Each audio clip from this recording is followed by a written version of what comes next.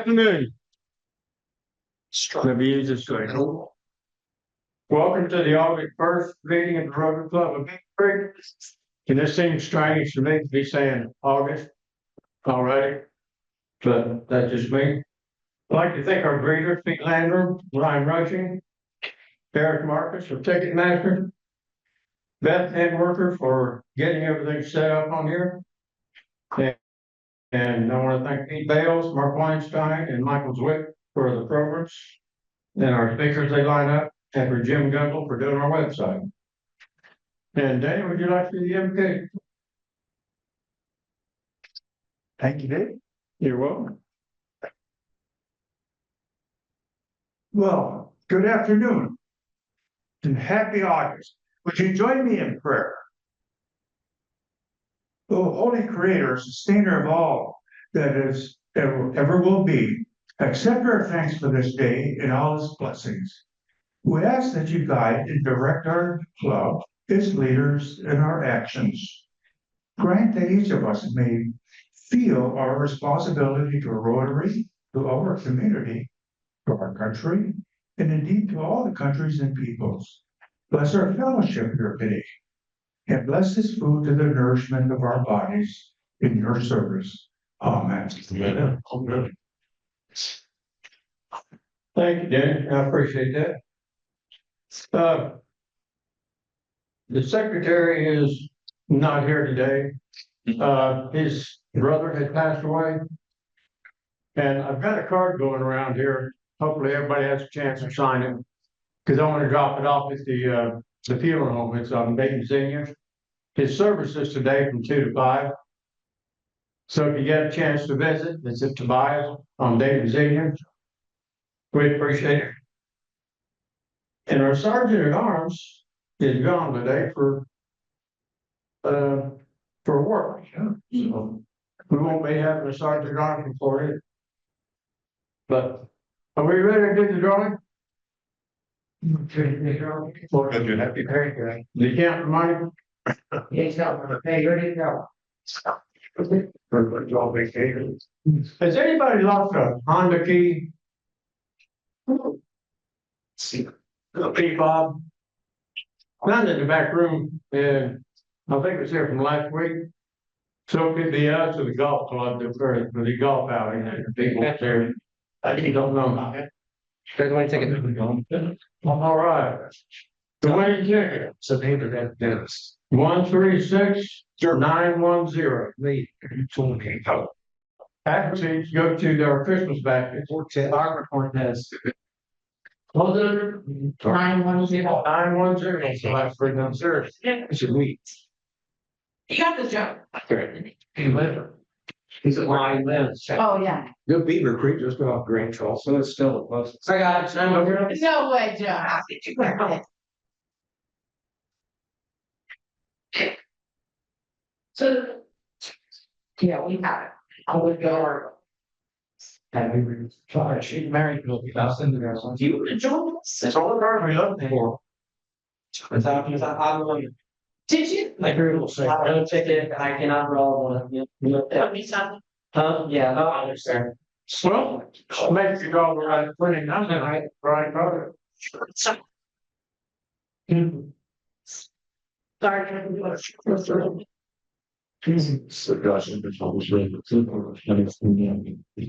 Congress, what is it, 10 of something, what is it?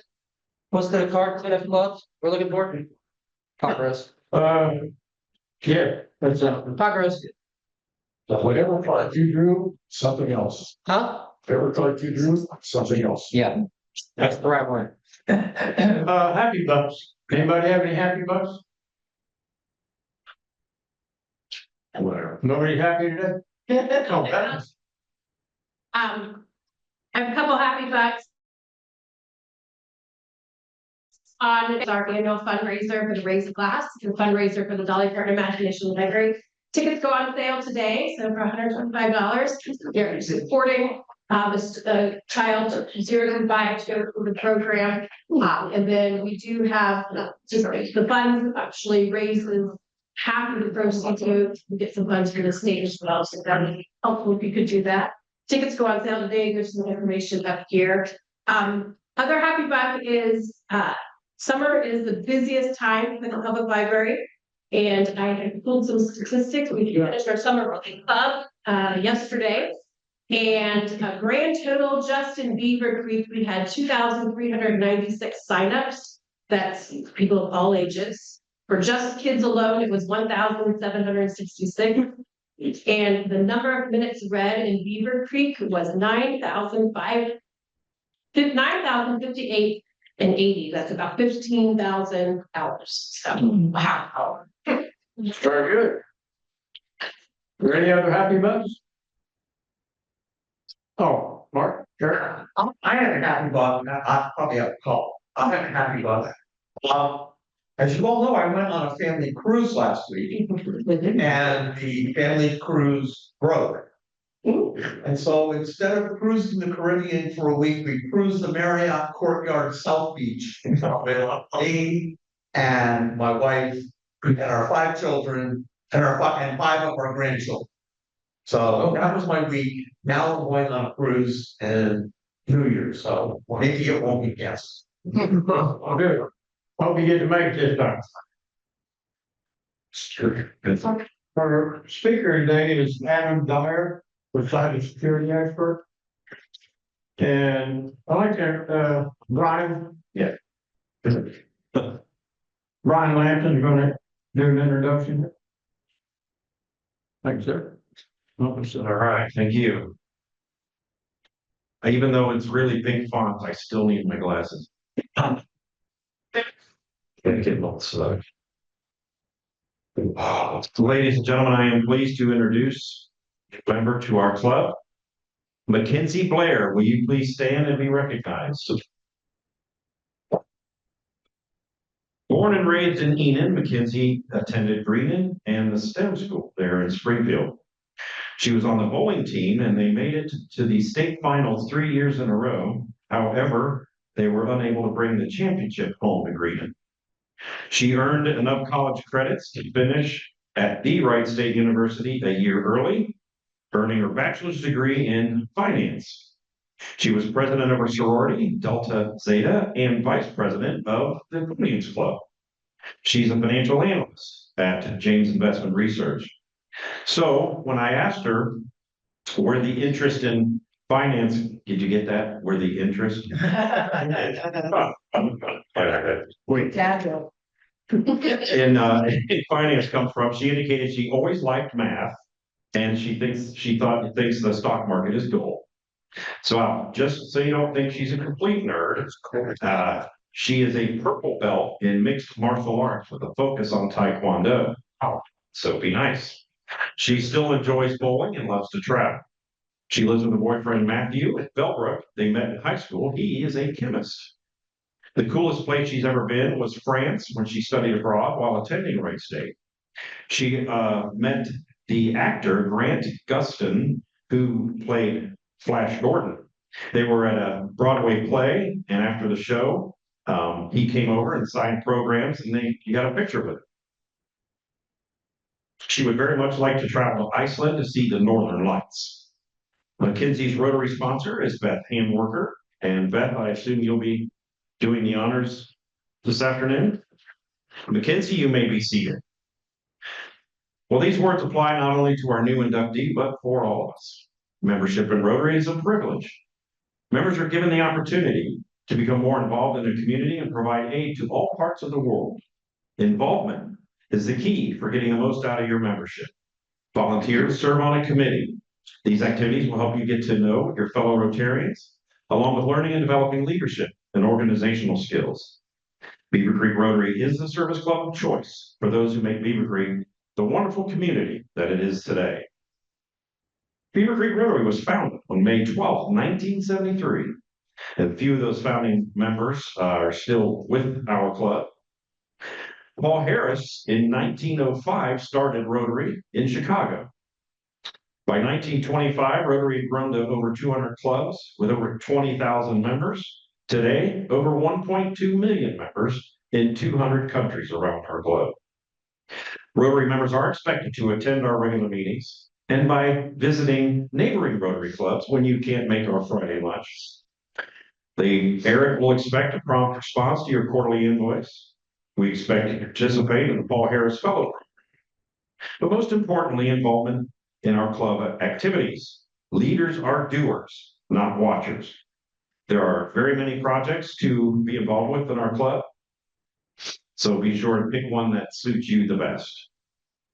We recognize and award members for perfect attendance and participation in the Paul Harris Fellow Program, past presidents of our club and service on our board of directors. The Paul Harris Fellows are recognized by having donated $1,000 or more towards the annual funds program, Polio Plus, and the humanitarian grants programs. Several Rotarians have earned multiple Paul Harris Awards. Membership in Rotary is indeed an honor and a privilege. Treat it with dignity and respect. Wear your Rotary pin everywhere with pride. But most importantly, practice the principles and values of Rotary in your daily business and personal life. The motto of Rotary, service above self. We expect that you'll be involved with our club. That's why you've been invited to join. Rotarians are leaders and desire to improve the community and world around us. Now, I'm just now thinking I didn't get a Rotary pin to have one pinned on you, so we may, all right, good.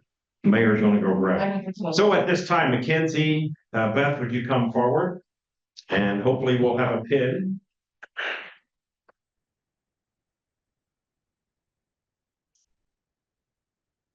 The background is we can borrow as backup. Okay, great.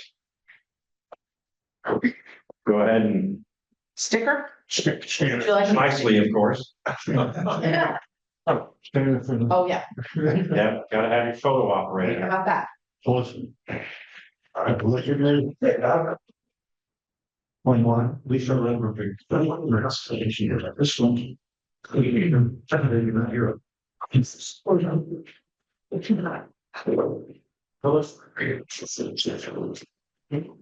My fellow Rotarians, please welcome Mackenzie Blair.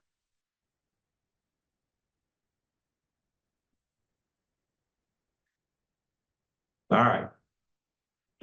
You're back up, Mr. Perez. Back up. Thank you.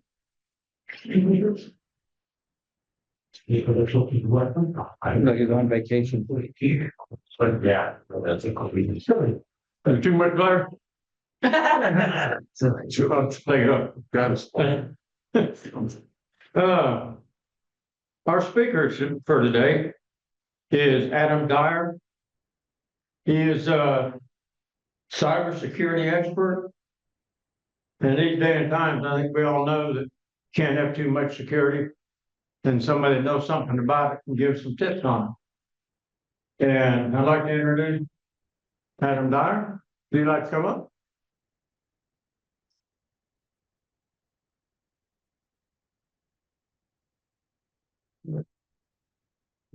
Yeah, I'm sorry, Steve. That's okay.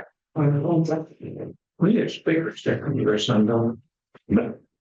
That's all right. Good. All right, thank you for having me, guys. Let's see, we got the right thing going, and I can figure out.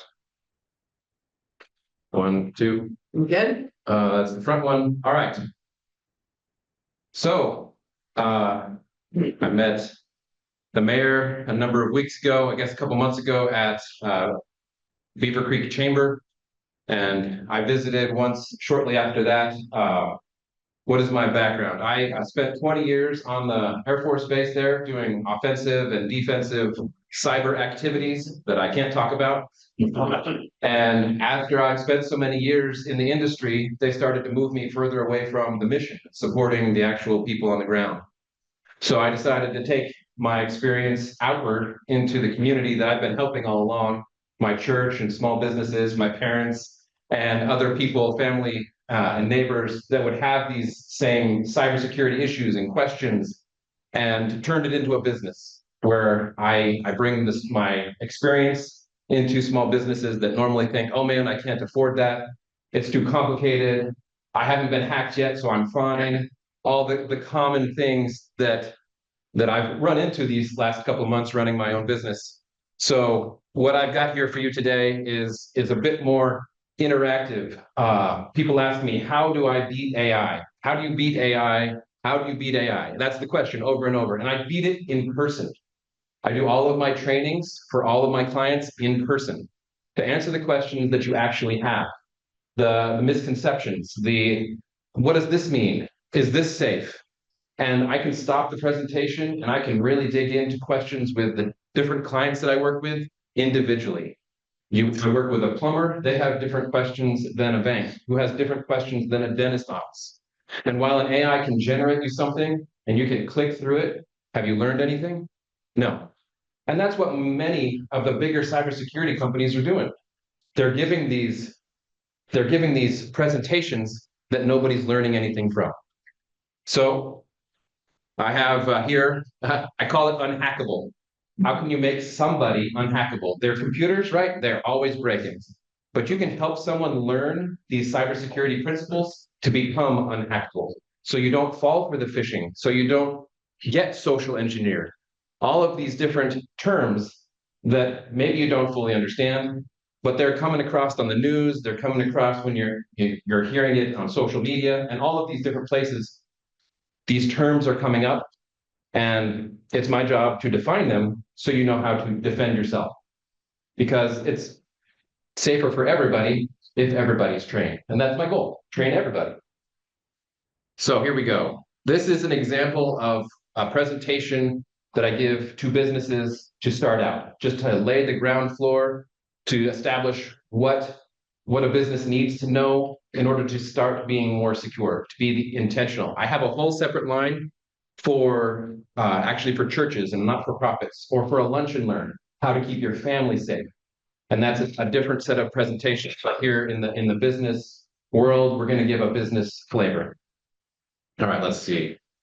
I'm clicking the buttons and it's not moving at all. That's awesome. Oh, I think it's because the cursor is on that guy. I mean, You got hacked. Is that what you? no, we didn't get hacked. Look at that. Unhackable. See, look at that. Unhackable. All right. So this right here on the landmark, it is on the roadmap. Can you guys all see that? The angle's kind of weird. So this is the starting point. This is how I bring everybody into the understanding of what cyber is. And that is where we actually start. It is the definition of cyber. So who's brave, and actually before we get into everything, wants to tell me what they think cyber is? Anybody want to actually help me out? Online. Online. Who else has got an answer? What is cyber? Truck by Tesla. A truck by Tesla. The cyber truck? Sure. Anybody else? No, yes, ready. It's calling anything on the internet or app.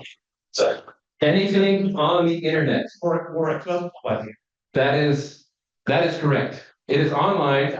It is the Cybertruck, but it is literally anything that connects to the internet. It is this computer, right? The clicker here. It is also your home thermostat. Some people's deadbolts. The Cybertruck is not the only truck that is connected to the internet. You can start your car from your cell phone. Someone can hack it from a different cell phone or a different computer or a different device made for that. Cyber is no longer just online. It's moved to our banking and it's moved to our houses.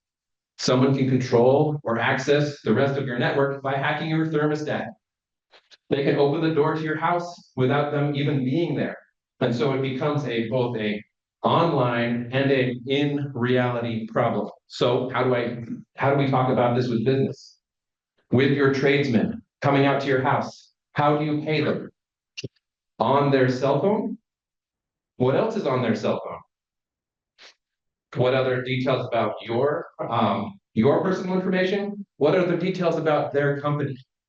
If the owner of the company realized that all of their technicians were going around with their entire client list on their personal cell phone, that's a huge vulnerability because another app might be broken or might be stealing information for your business's customers, which is what you want to protect.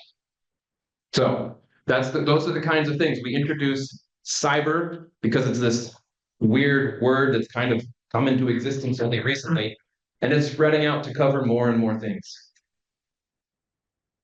And then we set it up kind of like a house. The ideas of the cyber and the digital space are hard to conceptualize. What are you keeping safe? Why does it matter that I'm setting a password? Why don't I use the same password everywhere? Why don't I just share my password with my coworkers? And so when we talk about cyber as a house or as a business, as a physical place, you can tie physical things to it. Do you just hand out your key to a random stranger who says, "Oh, I really need your key"? No, because you recognize an in-person difference. How do you beat AI? In person.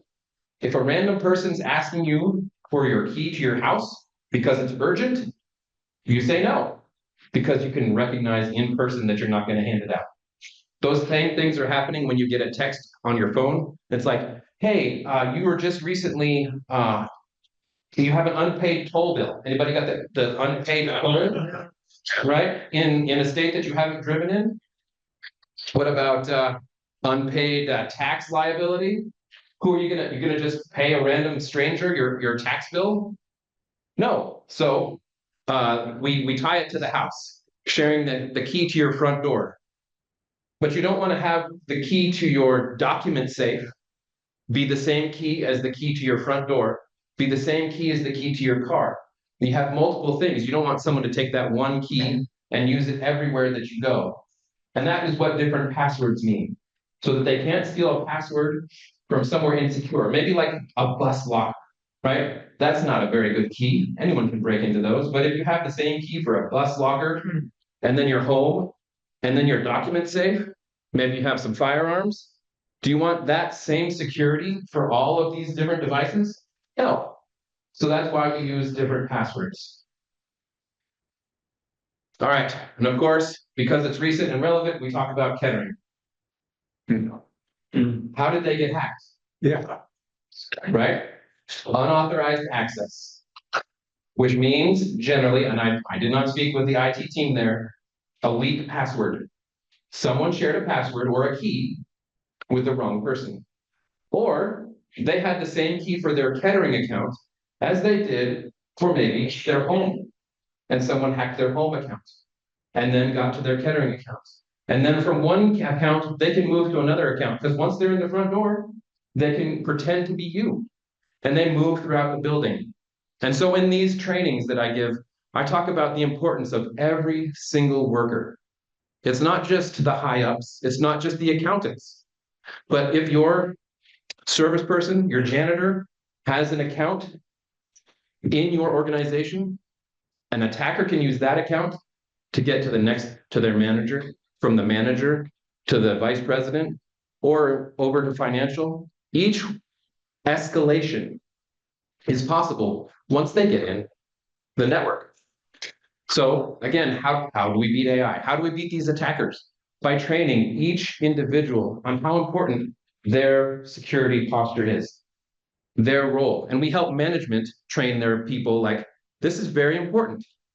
You care about your workers. You want your workers to care about their job. And their workers doing a good job means your company is more secure. Now, does anybody have any questions at this point to anything that I've brought up? Because I've used a lot of terms, and being in the tech side of things, sometimes I go over terms without defining them. And to keep everybody on the same page, I like to stop in the middle because this is another way AI can't catch this. Do you have any questions? Anybody? Anything that comes up? How often do you change the passwords? How often do you change passwords? That's an excellent question. It depends. So, a 8-character password, and this is another thing that I do with my company. We have modules. We do multiple trainings with these companies so that they don't forget. And so that they have the absolute latest in training. So how often should you change your password? An 8-character password can be guessed by a phone in under a minute. Wow. 10-character password can be guessed by my laptop that I have over there under a minute. 12-character password would take my laptop about an hour. And the biggest computers can get 16 and 18, that starts taking more time. So it's almost like the length of the password doesn't really matter. To a degree, please don't use like 2-character, like make them eight characters long, but 2-factor. Have you guys all heard of 2-factor, multi-factor? Is your bank making you do that, or at least saying you have the option to do that? Having a challenge to that password, so that it's not just how quickly can they hack your password. That's more important than how often you change it. So wherever you can, from your email to your bank to your work accounts, ask your leadership, or if you're the leader, establish it, talk to your IT team, or have me out and I'll help you out. Turn on multi-factor everywhere. You should have 2-factor on for everything. Otherwise, someone can come in and reset your password. They just, maybe your work account is protected. But how do they reset that? They go to your email, your personal one, right? Or you send you a text message. Are those devices protected? Multi-factor, most banks are pushing that direction, and they have the ability to at least send you something. So as a rule, passwords. I could talk for a long time about passwords because this is my job. And I enjoy it.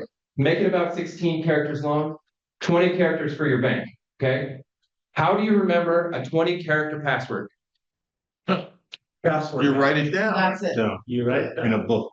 You can write it down in a book, but if you're away from your book, how are you going to remember? Take the book one. Actually, that is one of the best ways to do it, because we have been keeping paper safe for a long time, right? When was the last time someone stole your wallet? Your actual wallet, right? Not lately, not a long time, doesn't happen often. And so a hacker cannot steal a piece of paper from your wallet if that's the only place you have it. Now, what are the other things that we have memorized over the years? Just a second. We have memorized songs. I've memorized scripture. There's books, maybe you have a favorite author. They have a sentence that you can use to generate your 20-character password, right?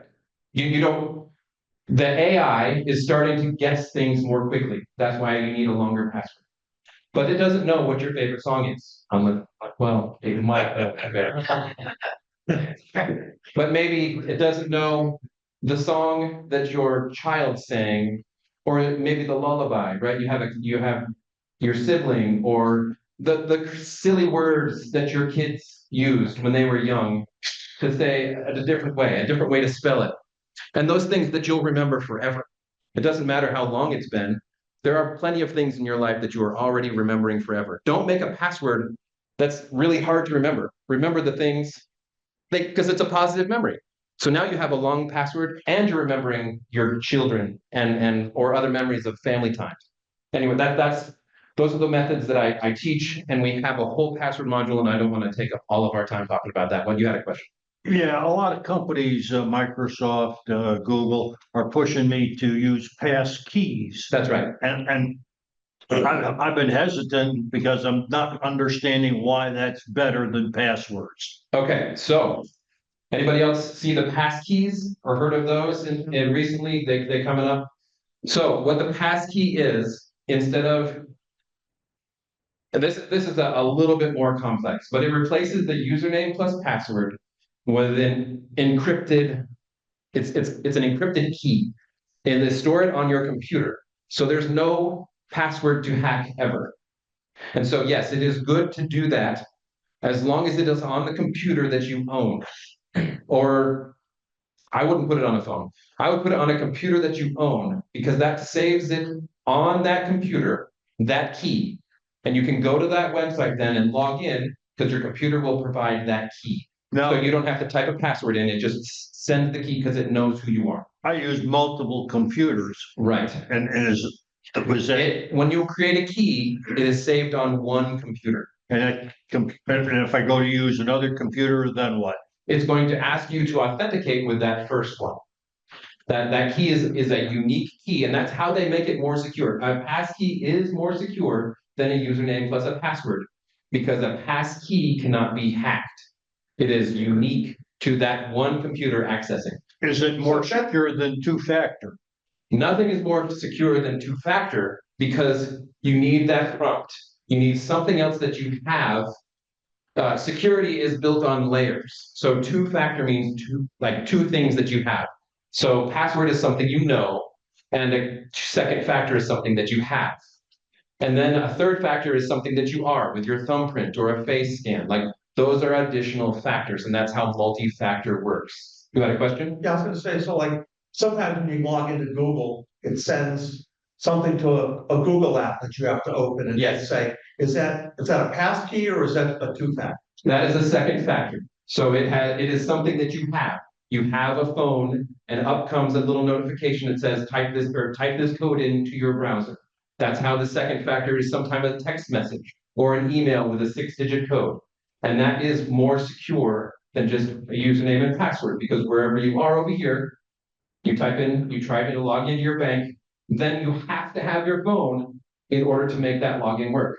So if there's a hacker being malicious way over here, and he's guessed your password, username, password, off goes a text message to your phone, do not tell anyone that number ever. Okay, that is your security. Because the hackers tried to get in, here comes the text message to you. You don't want to share that with them or anyone else. You call your bank and say, hey, I got a two-factor that was not requested. I did not ask for this second factor to be sent to me, but it came. And they'll lock down your account before it can even be hacked. And then you can go change your password to a longer password. Right, that'll be helpful. Now, did that answer your question? All right, what's up? With this new technology, this Face ID, Yes, Face ID. how secure is that? The first generation, not so secure. You could take it. Okay, the question's about Face ID. Anybody else wondering about Face ID or thumbprint, how safe that is? First generation, you could take a picture, put it out there, and it would just be okay. Second generation, it could kind of tell the difference between you or maybe one of your brothers, like, maybe. Now they're using infrared light. And so they're actually getting an infrared picture. Your phone has it right now, most, probably within the last 3 to 5 years. If you have a relatively new iPhone and you have one of those thermal cameras, I don't know, they use, you can see it's constantly taking pictures of your face with an infrared camera. So that reacts more to temperature and your unique face structure. So it's getting better. But I wouldn't trust it all the way yet. It's still getting better. Again, if it's a multi-factor thing and you're using your face as an additional, then that's great. If you're just using your face to skip the password step, okay, you understand that as well. It's just a convenience thing. So that you don't write your password down or you save it on a document on your hard drive or you put it on a sticky note under your keyboard, right? Nobody's doing that thing. How about voice ID for a telephone? Voice ID for telephone, when it says like you can skip this if you say this phrase. So along those lines, your voice print is pretty unique. However, there's a caveat now. Have you ever seen or heard online the deep fakes where they record a whole bunch of you or someone that you know, or maybe Mark Rubio, and they play it back pretending to be them? I don't think it's going to be much longer before someone could just take your voice and play it to say whatever they want. And then, right, so we're there for playing. If you have a public speaking, if you have a YouTube channel or you have a lot of advertisements, if you spend a lot of time talking to your phone, maybe speech to text, someone's recording that, right, all the time. And they can use that to then create a version of your voice. And then if you're recording video, they can use that to create a version of you. And then they have your likeness and your voice. And then they make a video call to your children saying, hey, I am in need of money. I'm stuck at the Marriott and I didn't get to go on my cruise and I'd like to go out to dinner. Can you buy me a gift card? Don't do that, right? Like, but you see, this is the direction we're going. So how do we beat AI? How do you beat it? In person, right? We're here. The AI is not here, except it's on our phones. But that's a whole different thing. We're having this conversation. right? The social engineers, they're just con men. All they want to do is hustle. They're trying to say that there's an emergency and you have to act quickly, or we're going to call the police. Have you had people call you and say like they've threatened to call the police? I've had seniors who were harassed at my church, and they just brought their phone with the guy on the phone to the police station in Xenia and said, "Okay, talk to the officer," and they hung up. Right? But meanwhile, some other less adventurous, they felt attacked, they followed through, and they were hacked. And then they close their computer because they're so embarrassed, they don't tell their family, they have no one to go to. And so I made a business. And I'll come talk to anybody, any group of people, any size, and I'm going, how much, am I over time? I don't remember how much. Oh, you're not. Okay. Am I good? All right. 20 minutes. Oh, perfect. All right. So, what's up? Before we move on, kind of same genre. How pros and cons to allowing your phone to remember all of your, I mean, because most of my stuff anymore, I go to a website and it says, oh yeah, we got that. It just plugs it in. Okay, so the question is about a password manager, something that remembers your passwords for you. I highly recommend those with companies that are designed to manage passwords. I personally use a company called 1Password. It's the number one and the word password. It's a fantastic service. I used LastPass for a while, but they got hacked. So you have to be understanding, like, if your password manager gets hacked, you gotta change all your passwords again. But having something, how do you know when you're hacked? No, when they're hacked. Traditionally, they let everybody know, but it's on their timeline. It's kind of like Kettering, right? It's kind of like this other company I have an example for, RSA. They do security products for the government, and I'll talk about them in a second. But a password manager, all you have to do then is remember your password manager password. Okay, and then when you go to a website, it'll say generate password, and it'll make a crazy long one. You don't have to remember that password. You go to the next website, generate password, over and over and over. And that takes care of memorizing all those other passwords. The password manager remembers for you. That's not saving them into Google. Right? No, that is not. So the problem with your browser, Safari, iOS, Google, Edge, all of those different services offer to remember your password for you. They're like, hey, yeah, sure, you're using this, we'll remember your password for you. Do you trust those companies with your password? I don't. I'd rather pay for a service that I know their business model is keeping my password safe.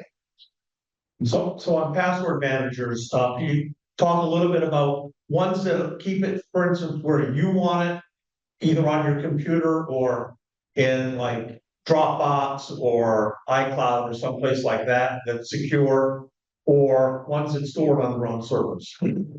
So yes, so we're leaning into, and one thing I like with the way I've got my trainings built is that we can talk about these things and the actual questions in the room for each of the trainings. The AI is not going to do that. Some webinar that you're watching while you're watching YouTube on another screen, like those don't help you learn these things. The questions about actual, how do you use a password manager? What do you trust? And we have a whole talk about passwords because I love them so much. I made a whole training just about passwords. But to your point, you can have passwords that stay on your laptop. But then when you go to your phone, how do you get them? Right? Then when you go to this other device, maybe you're traveling and you have your laptop and you have your iPad or you have some tablet, like managing multiple devices, because we all have multiple devices now. Generally, I have too many, but generally you have your home laptop or a computer that stays at home and a phone that goes with you.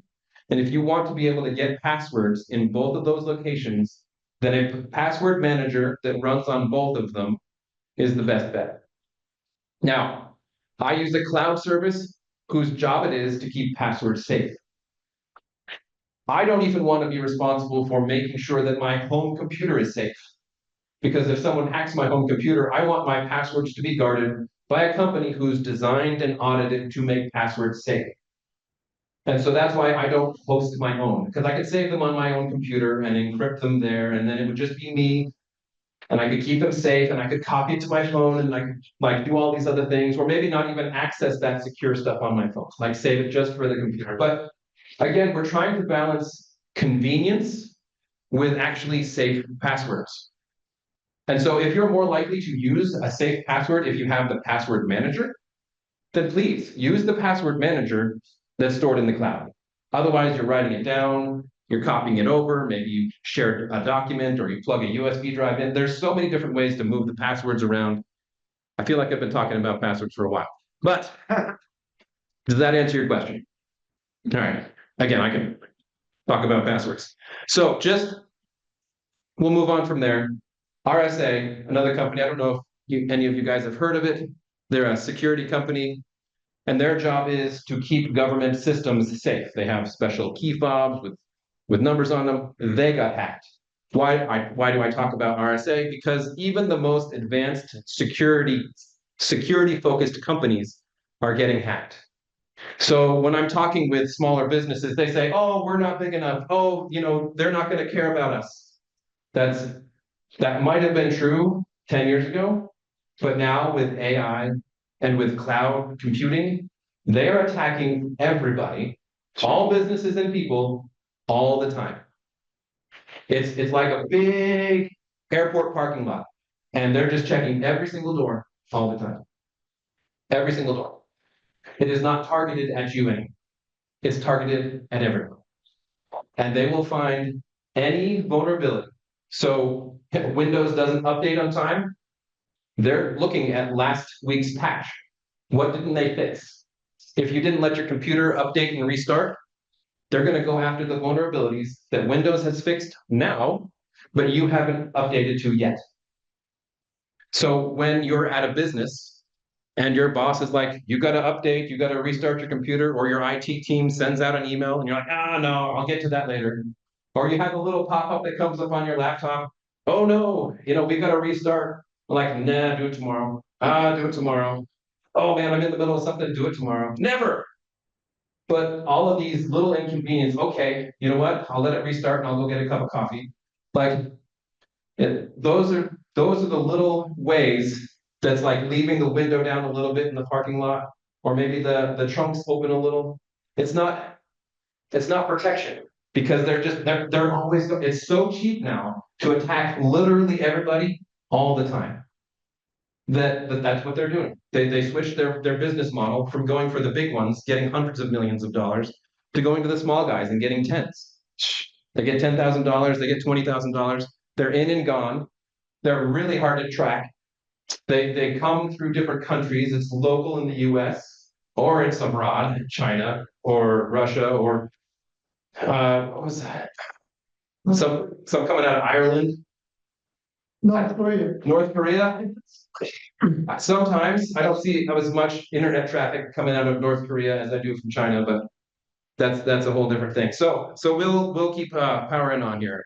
Wrong way. So we're talking about passwords. I'm not going to talk about passwords anymore.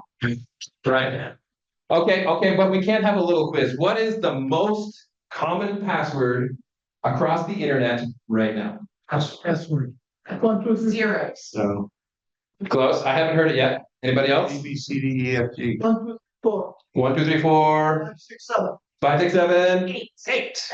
That's what it is. It's the minimum is 8 characters. 1, 2, 3, 4, 5, 6, 7, 8 is the most common password by huge amounts. The numbers in order is the most common password. Now, most common. What's that? All right, so Is there a benefit to using, I've always called them burner password. burner password. If I go to a website and it's just something, I'm gonna buy something one time, or I'm never gonna use a password I use it. So yeah, if I use my burner password, I use that on universally on every website or anything I've ever done, that I don't care about the security. So yes. Okay, so the question is about burner passwords. If you don't care about the website, do you use a password that you also don't care about? The problem is, because of AI and the way that they use password guessing now. If your password in the burner account is anything similar to the password in your real accounts, they can guess it. Gotcha. And so and then there's the second way. If your burner account, you use a credit card to buy something, and maybe that vendor is not secure. So they go through your account into your vendor's account and get your whole password because maybe they stored it incorrectly. Like, so there are multiple ways. So what is the result? I wouldn't do it unless but then you use the password manager, right? You use the password manager, hit generate password, it generates a password you're never gonna have to remember, puts it in there, it's 20 characters long, and then you're done. All right, so, well, it's 20 characters, but a modern server, right? So 20 characters, a modern server can totally guess random numbers and letters in about 4 months. So it goes back to the original question, how often should you change your password? If you're trying to change, we'll do an example. When I worked on base and I had to keep secure passwords that were very secure, we had to change them every 90 days, and they were a minimum of 16 characters long. And you could not reuse any password that you had reused or that you had used 24 times previously. What happened? People started using patterns. Okay? People started using things that were less secure because the passwords were changed so often. And that's why two-factor makes a huge difference. And a password manager. So that you can have that one password that you remember that's very long, and then you get two-factor. I've even gone to 3. I have a security key because I run a security business. I have a little security key. So I have 3-factor for my most secure accounts. Because, it would look really bad if the security guy got hacked, right? So we talked about passwords for multiple accounts. We talked about giving away your password. Get an email. Oh, hey, I'm from IT. Just give me your password real quick. There's something on your computer. I just need to update it. Someone from your bank, a fake text message. Hey, just log in here. Don't do it. Don't do it. It's a trick. It's the same trick. It's the same con. Some sort of Ponzi scheme. You got the guys selling fake whatever off the side of the street. It's just the same con in digital form. And so it looks different. We don't recognize it. We haven't been trained. When your parents were teaching you how to recognize, don't walk down this alley, maybe stay in the lit areas. Where are you going to park? This is the same thing just for the internet. You have to understand, and you can be trained to be unhackable, to recognize what places and parts of the internet are wrong. And if it looks a little bit off and you're being asked to do something, a call to action, emotional appeal to emotion, just call the person involved. If they're pretending to be your boss at work, give your boss a call. If they're pretending to be IT, give your IT a call. It stops 90% of hacks just by talking to somebody. But we've been trained to respond to those notifications so quickly without even thinking that my part of my training is breaking that pathway, that habit. What's up? Well, a year ago, my perfectly good Mustang got hacked and they drove away with it without a key. Right. And then about 5 days later, it was abandoned on a street because whatever they used to hack that perfectly good Mustang no longer worked. Right. So they took it to the cops had it towed to the salvage yard. It was the only car in there that wasn't wrecked. Yeah. And then they had to tow it because this didn't work anymore. Whatever they did to hack the computer in the Mustang wouldn't work. And when they towed it to Ford dealer, he couldn't work it. They had to get Ford, Detroit, wherever. Right. The good news was I got 2 brand new key fobs because the old key fobs would never work again. Right. And the battery was about shot anyway. What they do, right, is your car, most cars now have a computer in it, right, for lack of better terms. And you can access that computer with the right device from outside the car. And so they took away there are devices now, you walk up to a car and it scans for it and it can unlock.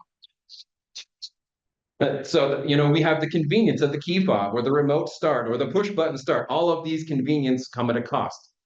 And so you have to make sure that Ford is being safe in a cyber secure way now.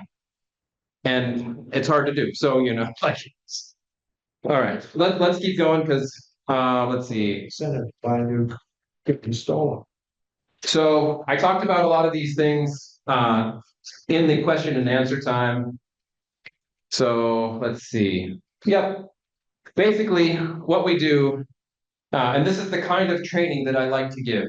And we have structured these trainings in this way to go out to different groups, to talk to them, and what do they actually care about? It's not a generic catch-all cybersecurity training that I took this. Okay, here, I'm gonna talk a little bit bad about the DoD for a second. They gave me the same cybersecurity training for 20 years. Every year I was required to take it, and by the 15th time, my goal was not to learn anything, but to get through the training as quickly as I could. Because I had work to do, and it wasn't helping me with anything, right?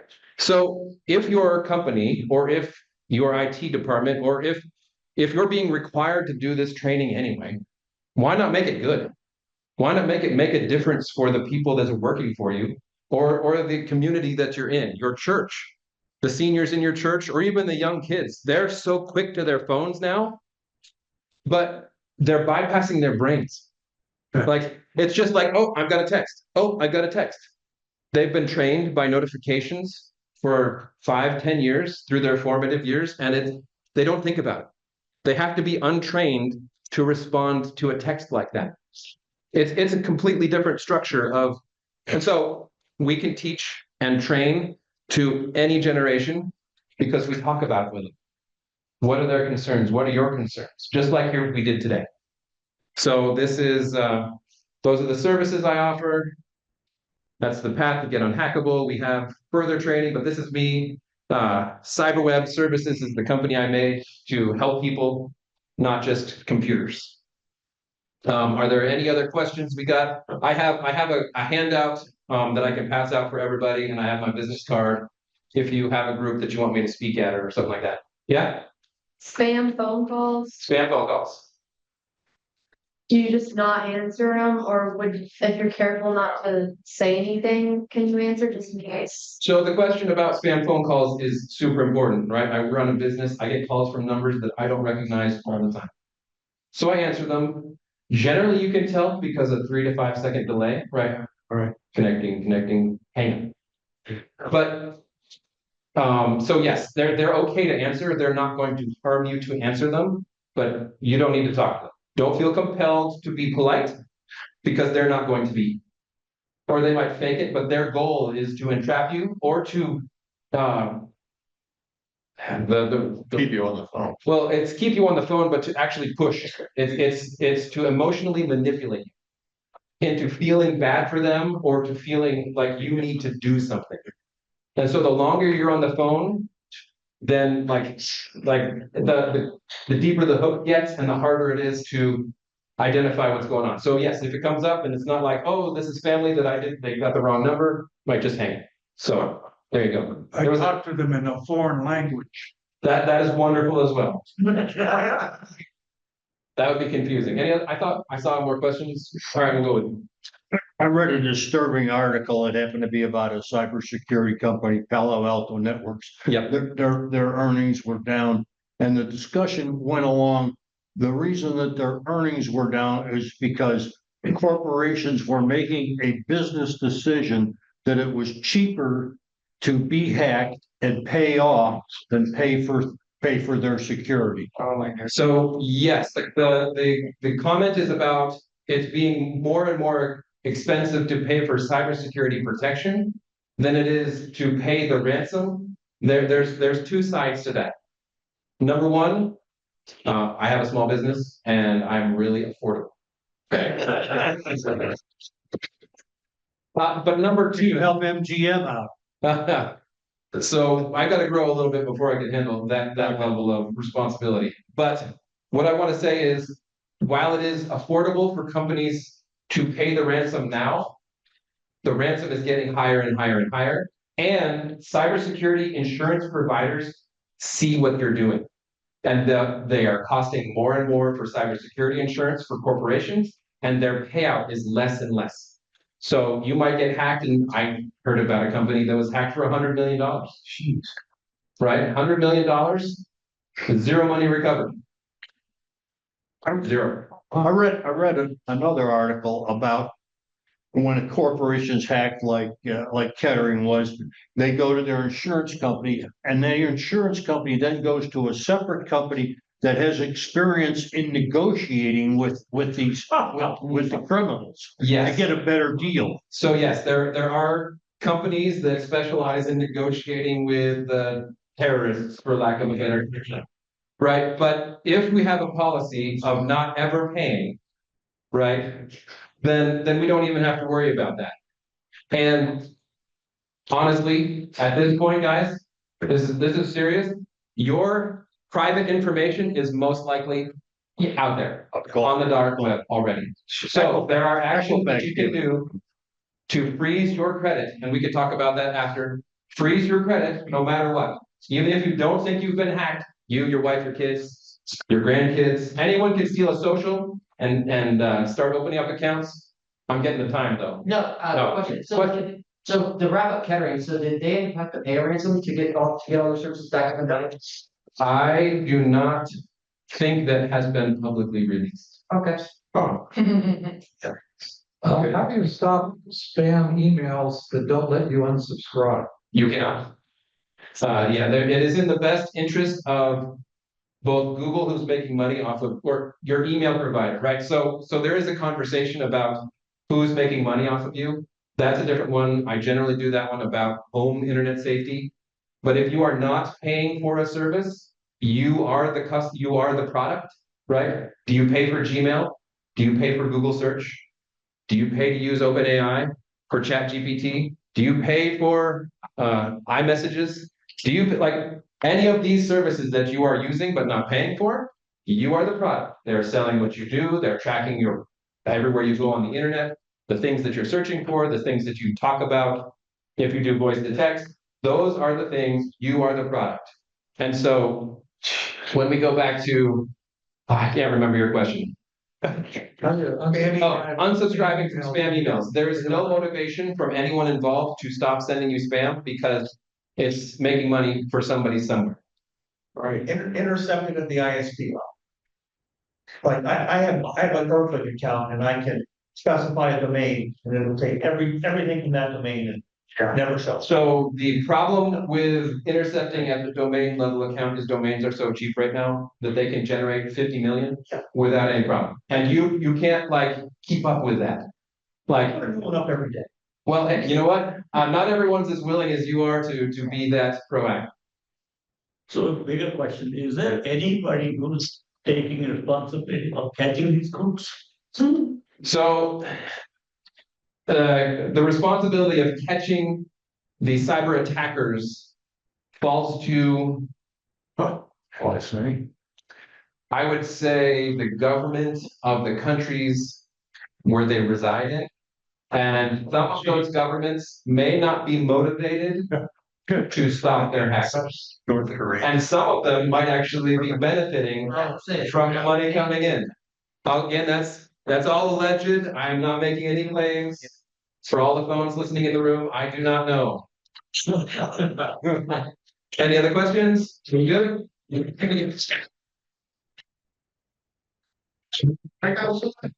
Sure. One last question. Most of what you're talking about is being proactive, Yes. right? You didn't win. I'm curious if cybersecurity is in the reactive stage, that when I do get that call, there's a button I can push that'll blow the phone up on the other end. There you go. Honestly, if something like that existed, maybe did it exist in Israel? Israel. Yeah, there you go. Would you like that used on you? I'm not making those calls. You're not like, but see, anything that's developed for somebody else, someone else can use on you. So I don't want a bomb in my pocket. I just wanted to not. Or even on my ear. All right. There you go. I'll sign. Thank you. That's very good talk and there's a lot of good information. So one thing that I do, when they call me and say, is this David Brandenburg? I say, this is David Brandenburg. No, we need a yes or no. I said, this is David. I never give me yes or no directly. Yeah. Yeah, well, it's David. So I just gotta use it, I'm doing it. Well, I think. And it's past practice, we had our guest speaker, Adam, sign a book we have gotten to be put into the library. Beth got another great one. Everything you need to ace computer science. All right.